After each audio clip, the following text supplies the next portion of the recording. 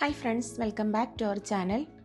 ഇന്ന് ചെയ്യാൻ പോകുന്നത് ചിക്കൻ റെഡ് സോസ് പാസ്തയുടെ റെസിപ്പിയാണ്. അപ്പോൾ നമ്മൾക്ക് വീഡിയോയിലേക്ക് കടക്കാം. അതിനായി ആദ്യം നമുക്ക് പാസ്ത വേവിച്ചെടുക്കണം. ഞാനിവിടെ എടുത്തിരിക്കുന്നത് പെന്നി പാസ്തയാണ്. നിങ്ങൾക്ക് ഏത് ഷേപ്പിലുള്ള പാസ്ത വേണമെങ്കിലും ഉപയോഗിക്കാം. ഞാനിവിടെ ഒരു 200 ഗ്രാം പെന്നി പാസ്തയാണ് എടുത്തിരിക്കുന്നത്. ഇതിനെ നമുക്കൊന്ന് വേവിച്ചെടുക്കാം. പാസ്ത വേവിക്കാനായിട്ട് നമുക്ക് ആദ്യം കുറച്ച് വെള്ളം തിളപ്പിക്കാൻ വെക്കാം. ഇതിലേക്ക് നമ്മൾക്ക് ഒരു 1 ടേബിൾ സ്പൂൺ ഉപ്പ് ചേർക്കാം. അതുപോലെ ഒരു 1 ടീസ്പൂൺ ഓയിൽ ചേർക്കാം. ഞാനിവിടെ ഒലിവ് ഓയിലാണ് ചേർക്കുന്നത്. നിങ്ങൾക്ക് നോർമൽ വെജിറ്റബിൾ ഓയിൽ ഉപയോഗിക്കാവുന്നതാണ്. നമ്മുടെ വെള്ളം തിളച്ചു തുടങ്ങിയിട്ടുണ്ട്. ഈ ടൈമിൽ നമുക്ക് ഇതിലേക്ക് പാസ്ത ചേർക്കാം. ഇനി നമുക്ക് ഈ പാസ്തയെ ഒന്ന് വേവിച്ചെടുക്കാം. ഇനി നമുക്ക് ഇതിലേക്കുള്ള ചിക്കൻ കുക്ക് ചെയ്തെടുക്കണം. അതിനായിട്ട് ഒരു 300 ഗ്രാം ചിക്കനാണ് എടുത്തിരിക്കുന്നത്. ബോൺലെസ് പീസുകളാണ്. അത് ചെറിയ ക്യൂബായിട്ട് കട്ട് ചെയ്തേക്കുന്നതാണ്. അതിന് നമുക്ക് പാനിലേക്ക് ആഡ് ചെയ്യാം. 1 ടീസ്പൂൺ ഉപ്പ് ചേർക്കുക. 1 ടീസ്പൂൺ കുരുമുളക് പൊടി, 1 ടീസ്പൂൺ ചില്ലി പൗഡർ. ഇത് ഓപ്ഷനിലാണ്, വേണമെങ്കിൽ മാത്രം ഉപയോഗിച്ചാൽ മതി. അതല്ല നിങ്ങൾക്ക് ചിക്കന് കളറ് മാത്രം മതി, സ്പൈസ് വേണ്ടാന്നുണ്ടെങ്കിൽ ഈ ചില്ലി പൗഡറിന് പകരം കാശ്മീരി ചില്ലി പപ്രിക്കയോ യൂസ് ചെയ്യാം. 1 ടേബിൾ സ്പൂൺ ഓയിൽ, വെജിറ്റബിൾ ഓയിലാണ്. ഇതെല്ലാം ഒന്ന് നന്നായിട്ട് മിക്സ് ചെയ്യാം.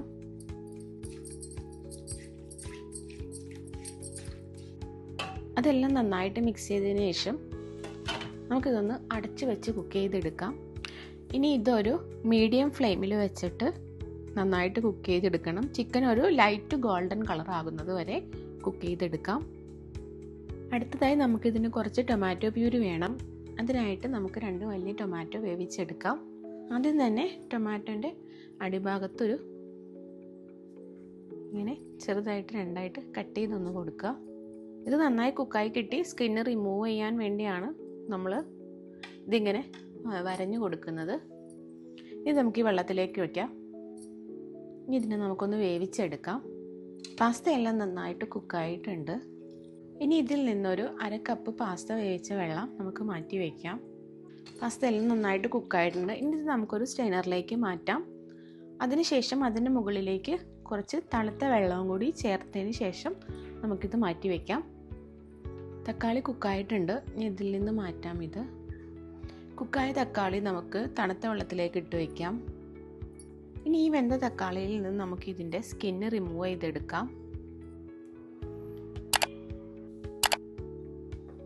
ഇനി ഇതിനെ നമ്മൾക്കൊരു മിക്സിയുടെ ജാറിലേക്ക് ഇട്ടിട്ട് നന്നായിട്ട് അരച്ച് പേസ്റ്റാക്കി എടുക്കാം. നമ്മുടെ ചിക്കൻ എല്ലാം നന്നായിട്ട് കുക്കായിട്ടുണ്ട്.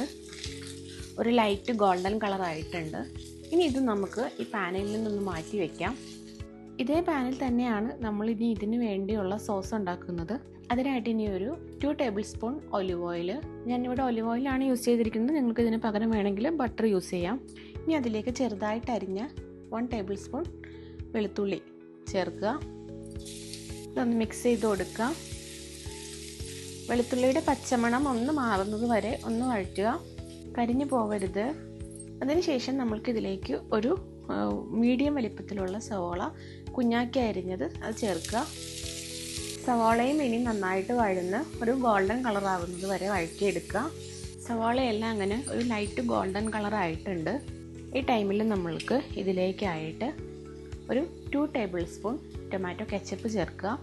അതുപോലെ തന്നെ നമ്മൾ നേരത്തെ തയ്യാറാക്കി എടുത്ത ടൊമാറ്റോ പ്യൂരിയും ചേർക്കുക. ഇനി നന്നായിട്ട് മിക്സ് ചെയ്യുക. ഇനി ഇത് നമുക്കൊരു 7-8 മിനിറ്റ് മീഡിയം തീയിൽ വെച്ചിട്ട് ഒന്ന് കുക്ക് ചെയ്തെടുക്കാം.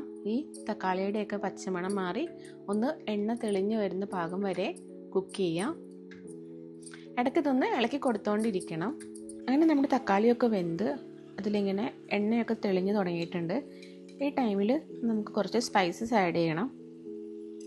അതിനായിട്ടൊരു 1 teaspoon red chilli flakes add ചെയ്യാം. 1/2 ടീസ്പൂൺ കുരുമുളക് പൊടി, 1 ടീസ്പൂൺ ഒറിഗാനോ.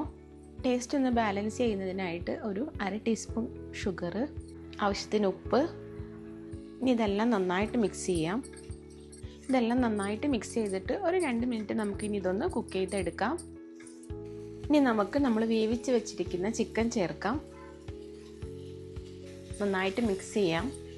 ചിക്കൻ ഈ സോസിൽ ഒന്ന് നന്നായിട്ട് മിക്സായി വരണം. ആ ടൈമിൽ നമുക്കിനി ഇതിലേക്ക് വേവിച്ച് വച്ചിരിക്കുന്ന പാസ്ത ചേർക്കാം. പാസ്ത ചേർത്ത് കഴിഞ്ഞാൽ പിന്നെ പതുക്കെ മിക്സ് ചെയ്ത് കൊടുക്കുക. പാസ്ത അങ്ങനെ വല്ലാതെ ഉടഞ്ഞു പോകാത്ത രീതിയിൽ. ഈ സോസ് പാസ്തയുടെ എല്ലാ ഭാഗത്തേക്കും എത്തുന്നത് വരെ നന്നായിട്ട് മിക്സ് ചെയ്ത് കൊടുക്കണം. പതുക്കെ മിക്സ് ചെയ്യാൻ പ്രത്യേകം ശ്രദ്ധിക്കാം, പാസ്ത ഉടഞ്ഞു പോകരുത്. ഈ ടൈമിൽ നമ്മൾ നേരത്തെ എടുത്ത് വെച്ചിരിക്കുന്ന പാസ്തയുടെ വെള്ളം, പാസ്ത വേവിച്ചപ്പോൾ മാറ്റി വെച്ചിന് 1/2 കപ്പ് പാസ്ത വാട്ടർ, ഇത് ഫുള്ളായിട്ട് ചേർക്കണ്ട. ഇത് പാസ്ത ഒന്ന് ഈ സോസ് ഒന്ന് കുറുകുന്നതിന് വേണ്ടിയാണ് നമ്മളിത് ചേർക്കുന്നത്. അതിനായിട്ട് ആദ്യം നമുക്കൊരു 1/4 കപ്പ് ചേർത്ത് നോക്കാം. എന്നിട്ടൊന്ന് മിക്സ് ചെയ്യാം. കുറുകിയ പോലെ തോന്നുവാണെങ്കിൽ അത് 1/4 കപ്പ് മതിയാകും. അതല്ലെങ്കിൽ മാത്രം 1/2 കപ്പ് ചേർത്താൽ മതി. ഇനി നമുക്ക് അതിലേക്ക് 1/4 കപ്പ് കൂടി ഒന്ന് ചേർത്ത് കൊടുത്തേക്കാം. നമ്മൾ പാസ്തയും ചിക്കനും എല്ലാം തന്നെ ഉപ്പൊക്കെ ഇട്ടാണ് കുക്ക് ചെയ്തത്. അതുകൊണ്ട് തന്നെ നമുക്ക് ഈ ടൈമിൽ ഒന്ന് ഉപ്പ് നോക്കാം. പാസ്തയിൽ ആവശ്യത്തിനും ഉപ്പുണ്ട്. നിങ്ങൾക്ക് ഈ ഉപ്പ് കുറവാന്ന് തോന്നുവാണെങ്കിൽ നിങ്ങളുടെ ടേസ്റ്റിനനുസരിച്ച് ആഡ് ചെയ്യാം. അടുത്തതായിട്ട് നമുക്ക് ഇതിലേക്കൊരു 3 ടേബിൾ സ്പൂൺ ഫ്രഷ് ക്രീം ചേർക്കാം. ഇത് ഓപ്ഷണലാണ്, പക്ഷേ ചേർത്താൽ നല്ലതുമാണ്. ടേസ്റ്റ് കുറച്ച് നന്നായിട്ടുണ്ടാകും. നമ്മുടെ ഫ്ലെയിം ഒന്ന് ലോ ഫ്ലെയിമിലേക്ക് ഇടാം. എന്നിട്ട് ഒരു 2-3 മിനിറ്റ്സ് നമുക്ക് ഈ പാസ്ത ഒന്ന് കുക്ക് ചെയ്തെടുക്കാം.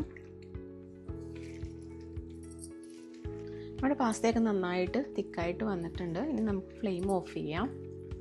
ഇനി നമുക്കിത് സെർവ് ചെയ്യുന്നതിന് മുന്നായിട്ട് വേണമെങ്കിൽ മാത്രം ഇതിലേക്ക് കുറച്ച് ചീസ് ഗ്രേറ്റ് ചെയ്തിടാം. തികച്ചും ഓപ്ഷനിലാണ്. അങ്ങനെ നമ്മുടെ റെഡ് സോസ് ചിക്കൻ പാസ്ത ഇവിടെ റെഡി ആയിട്ടുണ്ട്.